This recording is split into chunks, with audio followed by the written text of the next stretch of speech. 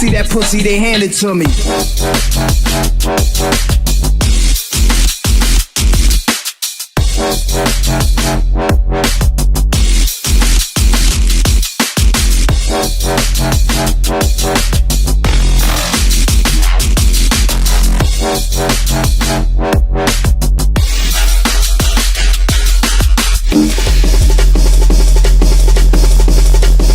See that pussy, they hand it to me.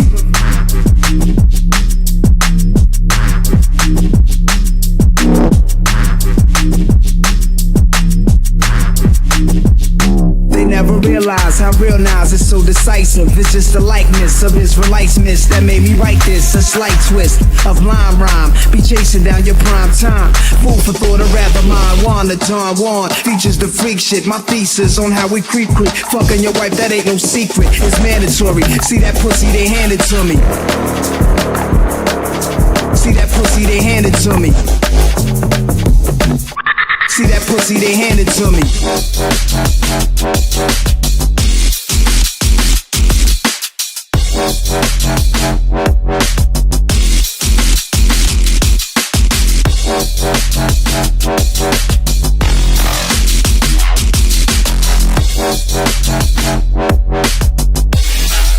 See that pussy, they hand it to me.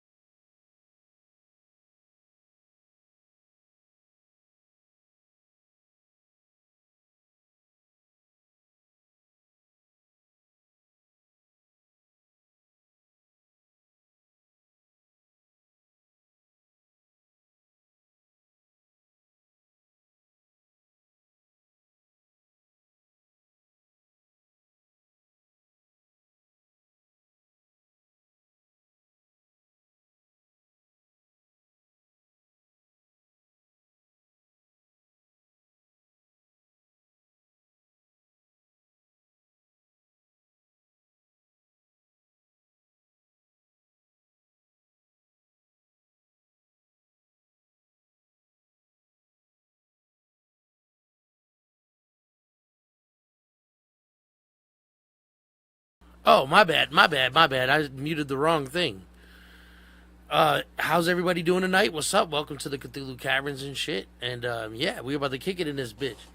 What's up, Drax? What's up, Big Stacks? So yeah, man. Obviously music shit. I caught you guys up last weekend, and nothing's really changed since then. We still on the move, still on the grind and shit. But currently, right now, I'm like in between new books that I'm reading, and I wanted to go into that. I wanted to talk about some of the authors that I fuck with, and some of the books that have come out. And if you guys stick around, man, I got a hell of a good list, and I think you guys will enjoy everything that's on it, because some of the ones that I'm gonna name are like, there's something else. All right. First things first, though.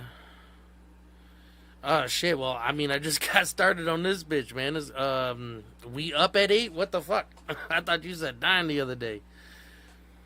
Yeah. All right. I'm not canceling my podcast just this minute, so. Fuck. I don't know what to do, man. You're just gonna have to record it for me if you can. Get a screen record or whatever. But anyways, like, if you guys want to help me share this out and shit, I'm about to play one more while I share this out. But I'm gonna play a songity song. I got something new for you guys. All right, well, it's actually not really new, but peep it. Rays filled my world with no escape. Flavors trying What up, though, to Banjo? vanish What's good with you, on bro? my Hey, tongue. give me your list of books ready. What's up? This place, take me to where color is from. If you know a place I can finally clear my head, and I will be forever grateful if I can get the directions that'll be eating to me. I'm sick of this Armageddon. Everything's so stressful. I'm going through life lessons. Started off on a Friday. I was feeling hella stressed from work. Murphy's Law was in effect, like I never learned. Let these bridges still stand, I could've let them burn. Step out and seen the sun rise and look how red it turns. That was the moment I said fuck it and I left it all. I even quit my job, fuck it, hope they never call. I need a break, I need nature, something to set me off. I set the course of my journey and never stall. I could feel the breeze in my back. Took a whole bag of shrooms, I fell asleep in the grass. Then I woke up in the future, had a dream of the past. It was surreal, I didn't think it would last. There's no bringing them back, so listen. Hear the call of the wild. I see the moon over the canopy. I hear it calling me now. Something primal, it's in my blood, there ain't no calming me down. The shrooms got me on the moon. You see me walking around? Yeah. I don't wanna make it back to reality. Rather be up in the moon instead of trapped in this gravity. No human could ever see a view from my optical. So many colors, they swirling in the kaleidoscope. Will I ever come back? Only God can know. Explore my mind some more and travel to a time before the drama started, and fix it all with a simple plan. Thoughts of sobriety kicking in, I started slipping back. I held tight, looked up and traveled the cosmos, moving at light speed, chilling with alien vatos. I know my time is limited in this environment, reluctant to return. I kinda like the shit. Then I woke up in the grass, seeing glimpses of the place between. I seen a deer nearby, unfazed to me. Colors still dancing in my vision and amazing me. Birds chirping A or E, I know it's in the major key. It brought a tear to my odyssey. I'm on earth again because I love it. There was a time I was cursing it, and every person on it roaming on its surfaces. I heard the sound of music and remembered what my purpose is. Yeah, man, you know what I'm saying? Just a little quick story. You know what I'm saying? I love storytelling, bro. You know what I'm saying? Not a lot of artists really do that shit. I'll hit you up with a link. How our team going to win if the team ain't there? Lord, my mans, I always do this podcast at this time every weekend. Fuck, I don't know what to do. You know, I feel like a dick, but I mean, what can I do, man? Because I really don't want to end this shit and then fucking restart it back up later. That's just weird as fuck. I just can't do it, my buddy. But fucking anybody want to shift over there, come back here and drop the link. You know what I'm saying? This one is being, you know, recorded while it's live, so you know what I'm saying. You obviously anybody could come back and watch this shit if they bored. Because I mean, to be honest with you, the topic of this one's gonna be kind of boring, but not to me. You know what I'm saying? Hell yeah, you know what's up. You know what's up, fucking Banjo. This is what's up, and I got you as moderator too. Hell yeah, Drex, you still in the building? Send me some of your new shit. I ain't heard your shit in a minute. But I wanted to get tonight started with an excerpt from one of my favorite books. It's actually right behind me. It's right there. Right? Yeah, right there. The Book of Blood. And it's literally just how it starts, and it kind of like sets the tone for you. You know what I'm saying? It lets you know what this shit's about. But peep this shit right quick. Let's see. We'll give you guys Oliver. I like this dude's voice. Oh no, Benjamin. That's the dude. Hi, my name is Benjamin. Yeah, that's the guy. I peep this. The dead have highways. They run unerring lines of ghost trains, of dream carriages, across the wasteland behind our lives, bearing an endless traffic of departed souls. Their thrum and throb can be heard in the broken places of the world, through cracks made by acts of cruelty, violence and depravity. Their freight, the wandering dead, can be glimpsed when the heart is close to bursting, and sights that should be hidden come plainly into view. They have signposts, these highways and bridges and lay-bys. They have turnpikes and intersections.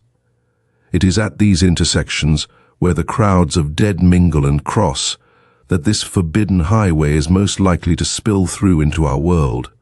The traffic is heavy at the crossroads, and the voices of the dead are at their most shrill. Here the barriers that separate one reality from the next are worn thin with the passage of innumerable feet. Such an intersection on the Highway of the Dead was located at number 65, Tollington Place. Just a brick-fronted mock Georgian detached house, number 65 was unremarkable in every other way. An old, forgettable house, stripped of the cheap grandeur it had once laid claim to, it had stood empty for a decade or more. It was not rising damp that drove tenants from number 65. It was not the rot in the cellars, or the subsidence that had opened a crack in the front of the house that ran from doorstep to eaves. It was the noise of passage. In the upper story, the din of that traffic never ceased. It cracked the plaster on the walls and it warped the beams. It rattled the windows. It rattled the mind, too. Number 65, Tollington Place, was a haunted house, and no one could possess it for long without insanity setting in. At some time in its history, a horror had been committed in that house. No one knew when or what. But even to the untrained observer, the oppressive atmosphere of the house, particularly the top story, was unmistakable. There was a memory and a promise of blood in the air of number 65, a scent that lingered in the sinuses and turned the strongest stomach. The building and its environs were shunned by vermin, by birds, even by flies. No woodlice crawled in its kitchen, no starling had nested in its attic. Whatever violence had been done there, it had opened the house up, as surely as a knife slits a fish's belly, and through that cut, that wound in the world, the dead peered out and had their say. Yeah, Clive Barker, man, he's fucking ridiculous good, bro. He wrote my favorite book, The Scarlet Gospel, which is actually the follow-up to the first book that inspired, well, that got turned into Hellraiser. The first book was called,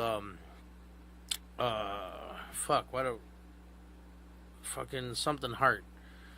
A Hellbound Heart. That was the first one. And the second book to that, which didn't really have much to do with that besides the fact that Pinhead was in it. Well, he hates that name. He's actually the Hell Priest.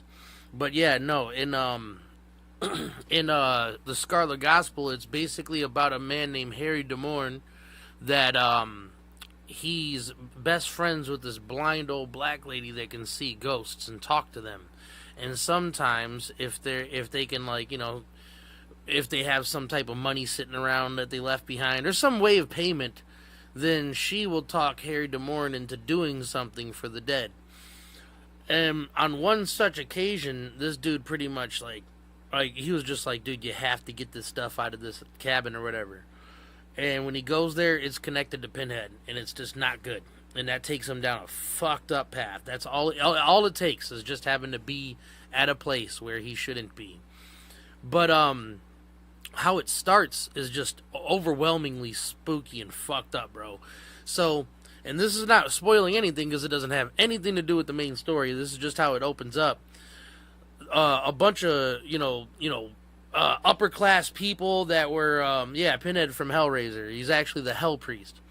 But, so the book starts with all these, like, middle-aged old people, that are like fucking, eccentric millionaires and politicians and all kinds of shit, but they're actually part of like a cult of some sort.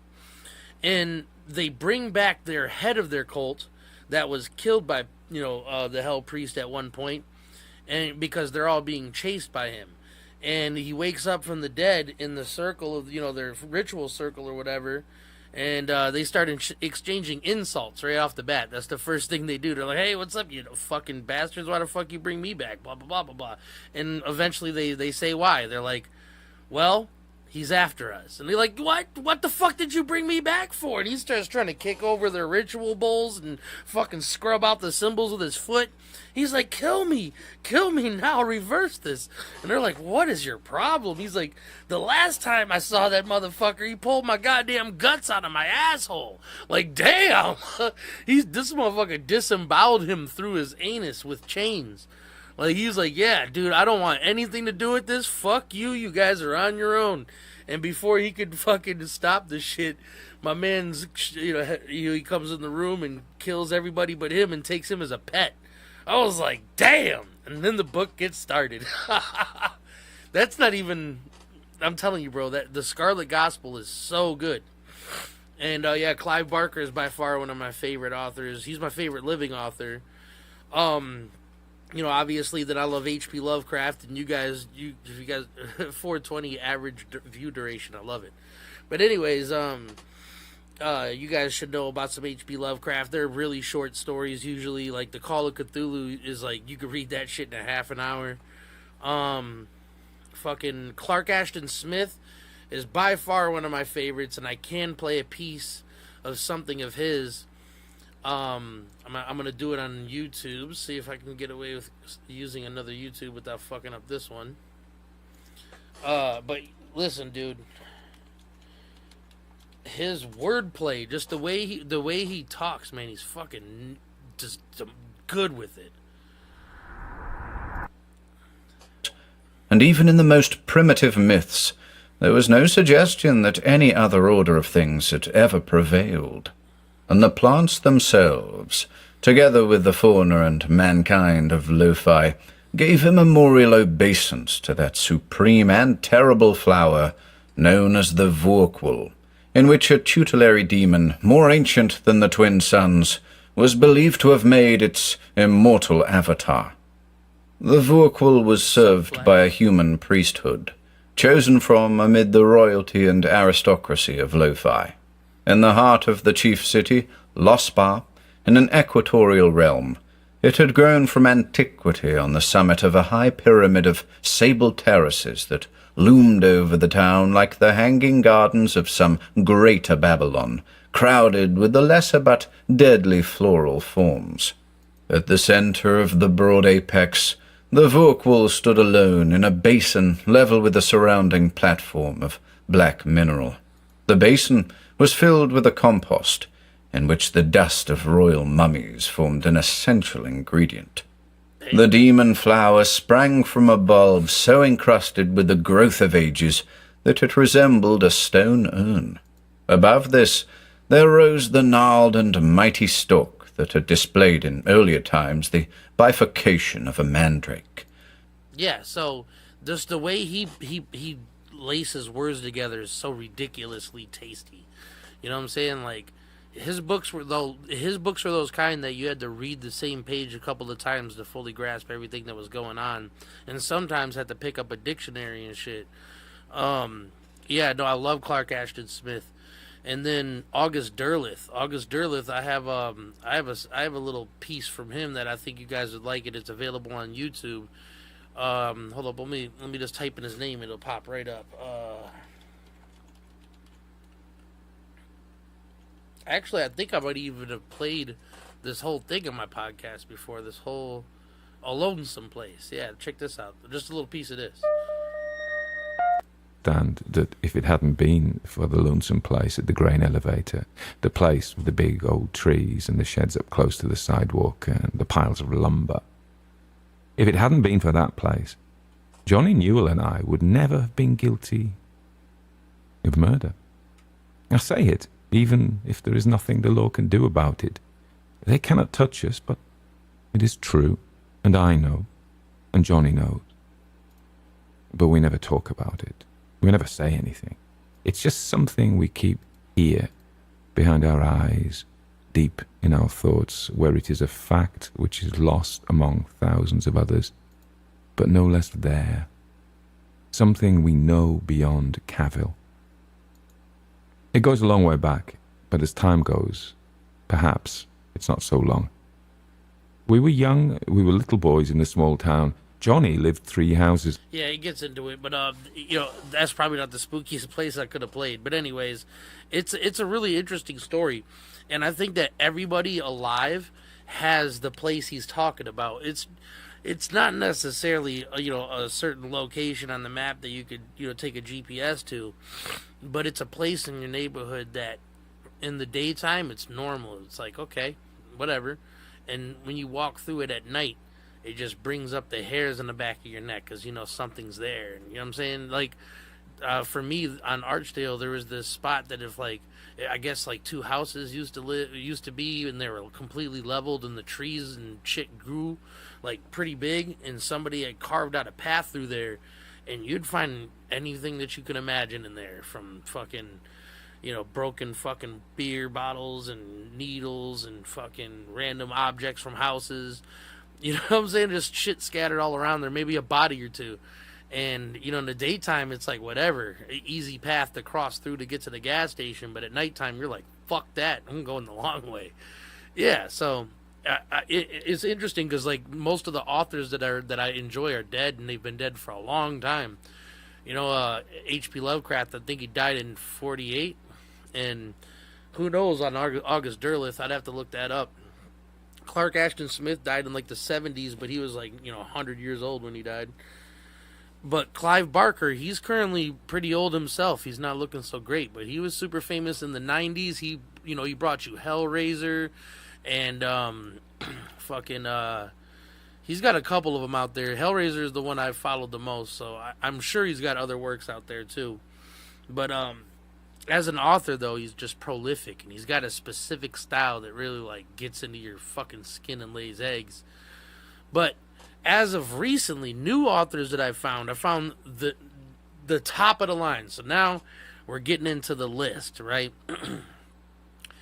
In the last year, my number 1 favorite book that I've ever been able to read is The Troop. And The Troop is it's so fucking good. Let me see if I can manage to pull up Spotify and get a little piece of it, because I think now that it's a new month, they've reset my listening or whatever.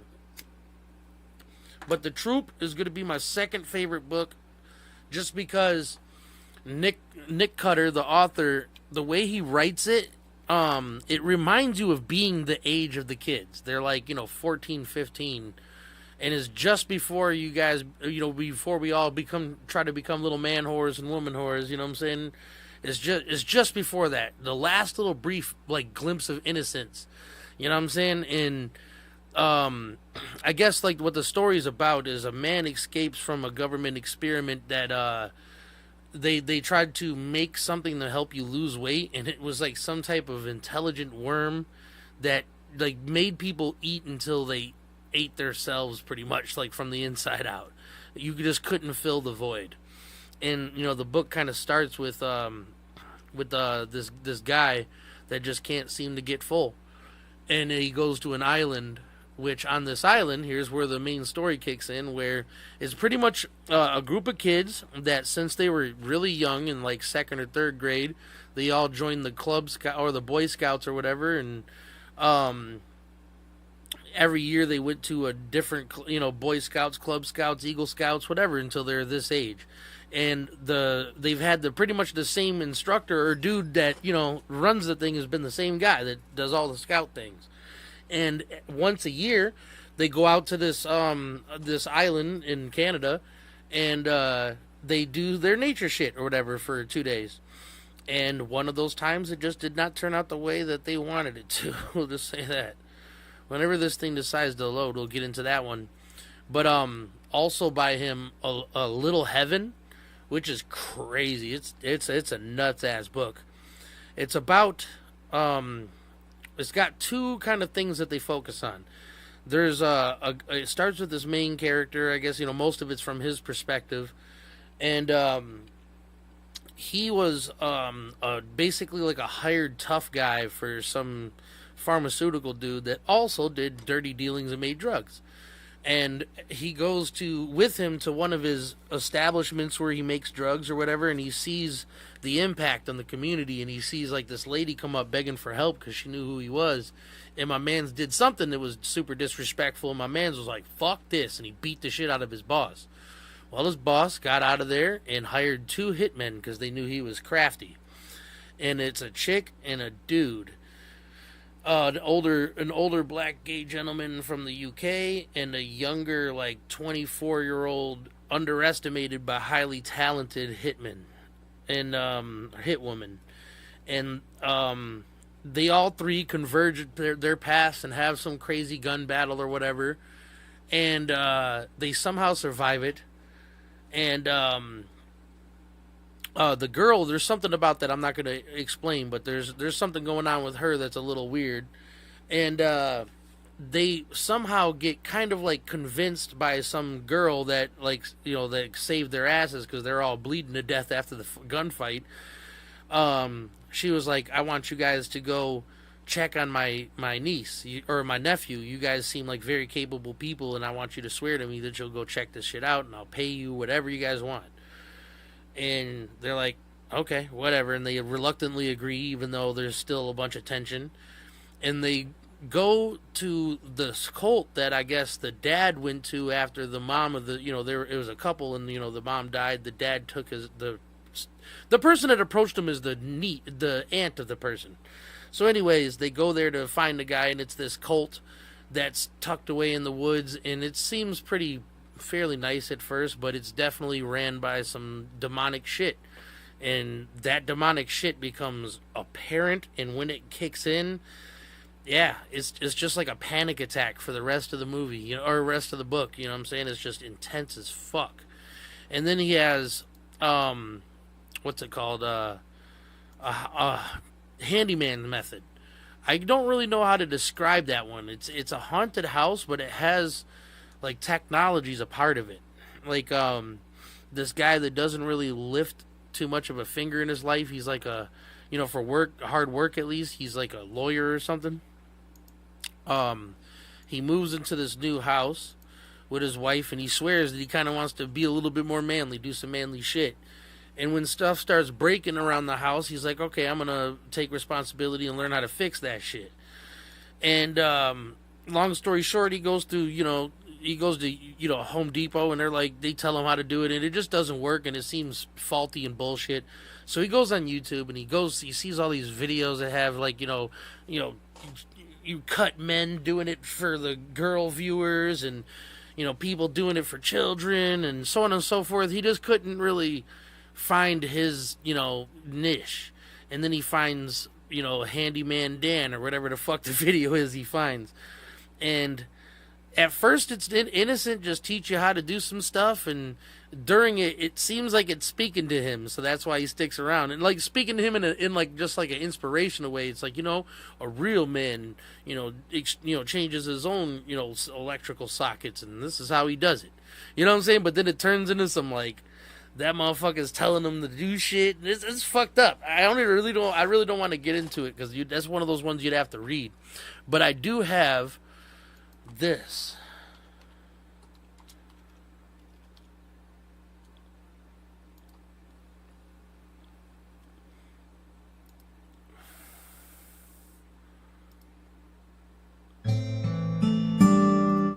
For my brother, Graham. Part 1. The Hungry Man. Headline from the Weird News Network, online edition, October 19th. The Hungry Man of Prince County, by Huntington Mulvaney. Fearsome news, dear readers, from one of our loneliest outposts, the tiny fishing community of Lower Montague, Prince Edward Island. A forlorn, foreboding spike of rock projecting into the Atlantic Ocean. The perfect location for devilry, methinks. Thankfully for you, we have eyes and ears everywhere. We see all, we hear all. Sadie Atkins, waitress at the Diplomat Diner in Lower Montague, had her late-model Chevrolet truck stolen from the restaurant's lot last night by an unnaturally emaciated thief. Adkins placed a call to our toll-free tip line after her entreaties to local deputy dogs were cruelly and maliciously rebuffed, deemed, and we quote, ludicrous, and insane. I know who stole my damn truck, Atkins told us. Starvin' Marvin. An unidentified male with close-cropped hair and baggy clothing entered the Diplomat at 9 p.m. According to Atkins, the man was in a severe state of malnourishment. Skinny? You wouldn't believe, Atkins told our intrepid truth-gatherers. Never in my life have I seen a man so wasted away, but hungry. Atkins reports that the unidentified male consumed 5 Hungry Man breakfast platters, each consisting of 4 eggs, 3 buttermilk pancakes, 5 rashers of bacon, sausage links, and toast. He ate us out of eggs, Atkins said, just kept shoveling it in and asking for more. His belly must have swelled up tight as a drum. When I came back with his 3rd platter, or maybe it was his 4th, I caught him eating the napkins, ripping them out of the dispenser, chewing and swallowing them. The unidentified man paid his bill and left. Shortly thereafter, Atkins went outside to find her truck stolen. Yet another malicious indignity. I can't say I was too surprised, she said. The man seemed desperate in every way a man can possibly be desperate. She fell silent again before adding one final grisly detail. I could hear something coming from inside him. I'm saying under his skin. I know that sounds silly. The unidentified man remains at large. Who is he? Where did he come from? The people who know, and long-time readers know who we're talking about, the government, the Secret Service, the Templars, the Illuminati, the usual shady suspects, aren't forthcoming with info. But we are beating the bushes and scouring secret files, investigating every legitimate tip that arrives at our tip line. Something evil is afoot in sleepy Prince County. No man can be that hungry. If you liked this article, you may also enjoy Cheeseburger Kills Space Alien, Beelzebub Captured by GIs in Iraq, Hellspawn Baby Runs Amok in Tupelo, El Chupacabra drains toddler's blood All right, hold in up. It's about public to- park. hopefully it's about to get to the part with the man in his Chapter 1. perspective. Yeah, check this out. Eat, eat, eat, eat. The boat skipped over the waves, the drone of its motor trailing across the Gulf of St. Lawrence. The moon was a bone fishhook in the clear October sky. The man was wet from the spray that kicked over the gunwale. The outline of his body was visible under his drenched clothes. He easily could have been mistaken for a scarecrow, left carelessly unattended in a farmer's field, stuffing torn out by scavenging animals. He'd stolen the boat from a dock at North Point, at the farthest tip of Prince Edward Island, reaching the dock in a truck he'd hot-wired in a diner parking lot. Christ, he was hungry. He'd eaten so much at that roadside diner that he'd ruptured his stomach lining. The contents of his guts were right now leaking through the split tissue into the crevices between his organs. He wasn't aware of that fact, though, and wouldn't care much anyway in his current state. It felt so good to fill the empty space inside of him. But it was like dumping dirt down a bottomless hole. You could throw shovelful after shovelful, yet it made not the slightest difference. 50 miles back, he'd stopped at the side of the road, having spotted a raccoon carcass in the ditch. Torn open, spine gleaming through its fur. It had taken great effort not to jam the transmission collar into park, go crawling into that ditch, and he hadn't done that. He was still human, after all. The hunger pangs would stop, he assured himself. His stomach could only hold so much. Wasn't that like a scientific fact? This was... Yeah, so that just goes to show you how hungry this motherfucker is. And that dude ends up on the island with those kids, and it turns into pretty much a teenage version of The Thing. And I think that was one of my favorite books that I read this year. But on a different tip, on a different wavelength, I would say we're gonna go into hold on, where is it at?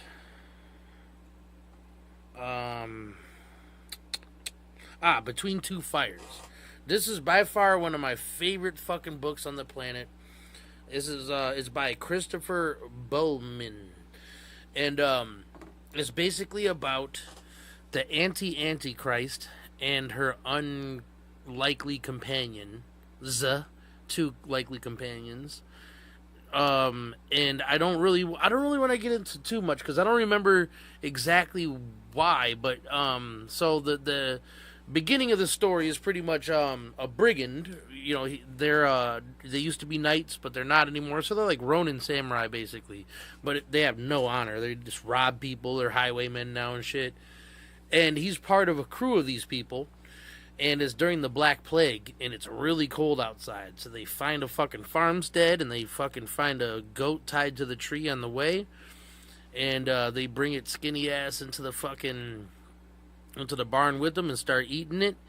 And the girl, the daughter of the deceased owner, peeks her head through and is like, yo, you guys are eating our goat. That's our pet. And they're like, well, it's food now. You want some? And she's like, no, thank you.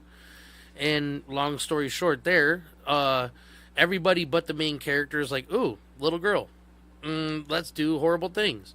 And he's like, yeah, no, that's not going to happen here. And as soon as they flexed, bro, he put them to shame. He killed them all. And now that he's stuck with the girl, she's like, please bury my dad. He's like, fuck that. She's like, look, I promise nothing's going to happen, blah, blah, blah, blah, blah.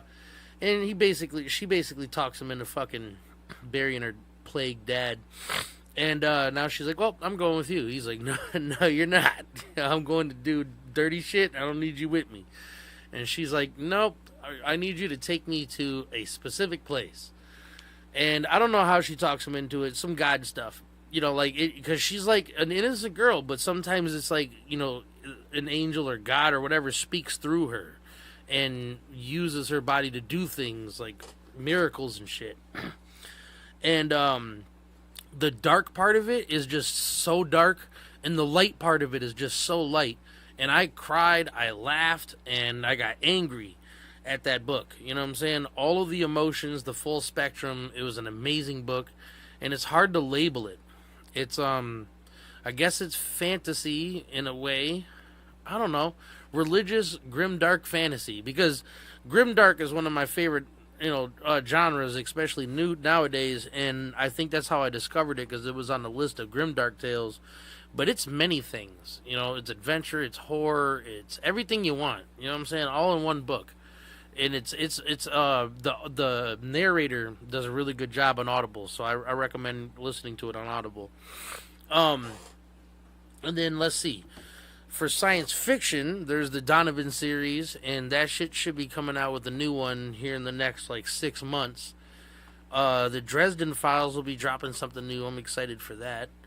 And currently, right now, I'm working on my own stuff. And Tony should be done with my thing by the weekend, so I'll have another one posted with the actual voice actor. But, anyways, I've held you up for too long. Hopefully, I haven't missed the end of this thing with Big Stacks. I'm going to go ahead and shoot over there and try to see what the hell's up. But, anyways, fucking, it was awesome chopping it up with you guys and playing some of these things for you guys and letting you guys hear some of that stuff. I should be going live. I don't think next weekend I'm going to be able to go live because we're going to be going to do something. So if that's the case, then I'll make sure that the weekend after that we do something special. So much love, everybody. Thank you for coming through. I appreciate you fools. And on your way out, we're going to go ahead and pop on another one of these Schmeedy Emmys.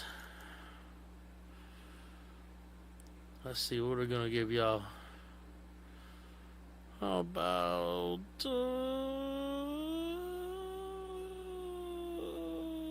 fuck it.